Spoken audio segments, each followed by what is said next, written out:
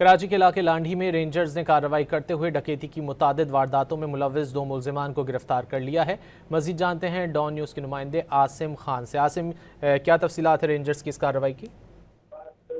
یہ پاکستان رینجرز نے جو ہے کراچی میں ایک لانڈھی میں کارروائی کی ہے، جہاں پر متعدد اسٹریٹ کرائم کی وارداتوں میں ملوث 2 مطلوب ملزمان کو گرفتار کیا گیا ہے۔